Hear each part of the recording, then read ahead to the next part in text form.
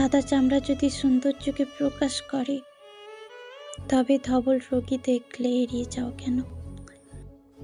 কালো রং যদি এতই কুৎসিত হয়, তবে কালো চুলের মায়ায় কেন পড়ো? মুখের দাগগুলোকে যদি তোমার জন্য লুকোতে হয়, তবে চোখের নিচের তিলটাকে ভালো কেন বাসো? ওয়েস্টার্ন পোশাকের মেয়ে যদি এতটাই ভালো লাগে, তবে শাড়ি পরা মেয়ে দেখে মুগ্ধ কেন হও? সাজগোজে যদি ভালো না লাগে, তবে কপালের টিপ আর চোখে কাজল কেন ভালো লাগে? চঞ্চলতা যদি ভালো লাগে, তবে ভদ্রতা কেন খোঁজ করো?